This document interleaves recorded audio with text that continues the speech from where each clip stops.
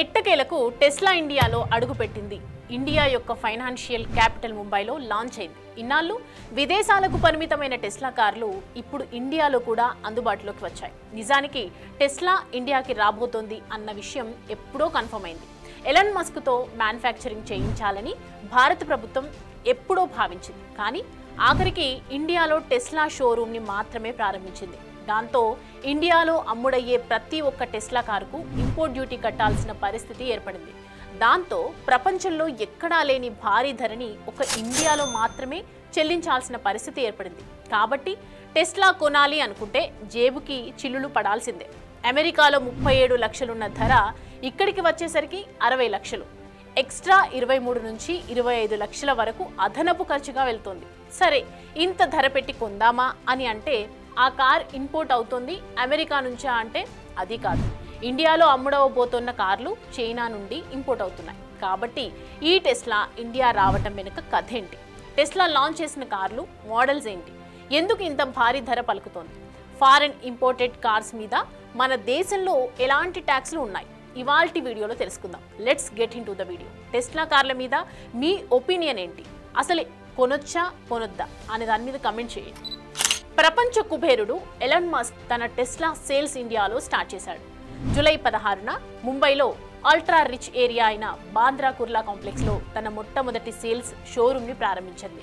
2023లో Apple store కంపెనీకి దగ్గరలో start చేశారో దాని పక్కనే ఈ షోరూమ్ని స్టార్ట్ చేయడం జరిగింది. రిపోర్ట్ ప్రకారం 4000 స్క్వేర్ ఫీట్ ఉన్న ఈ షోరూమ్కి టెస్లా 35 లక్షల రెంట్ని చెల్లిస్తోంది. ప్రజెంట్ ఇక్కడ టెస్లా మోడల్ వైని మాత్రమే అమ్మబోతున్నారు. ఈ టెస్లా 2 డిఫరెంట్ వేరియేషన్స్లో ప్రస్తుతం అయితే ఉండబోతోంది.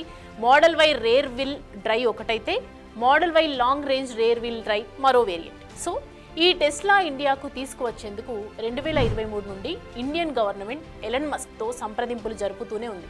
డెమోక్రసీలో అతిపెద్ద దేశమైన ఇండియా ఆటోమొబైల్ సెక్టార్లో ఇండియా 3వ అతిపెద్ద దేశం.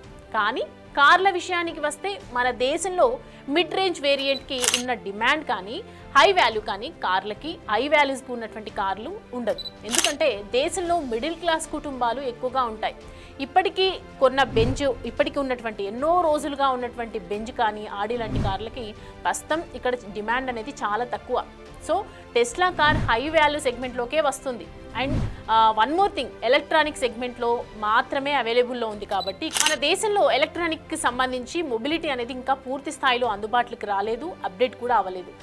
ట్రెడిషనల్ వెహికల్స్ మీద ఉన్నటువంటి ఇంట్రెస్ట్ కానీ ఎలక్ట్రిక్ మీద ఉండదు. కాబట్టి ఇలా ఎలక్ట్రిక్ వెహికల్ సవాళ్ళని ఎదుర్కొంటూనే ఉంటుంది.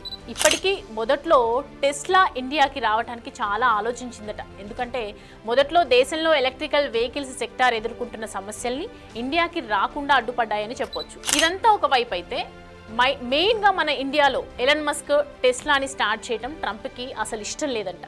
టెస్లాకి సబ్సిడీలు, ఇన్సెంటివ్స్లు ఏమి కావాలన్నా ఇచ్చేందుకు ఒకవైపు ఇండియన్ గవర్నమెంట్ రెడీగా ఉంది.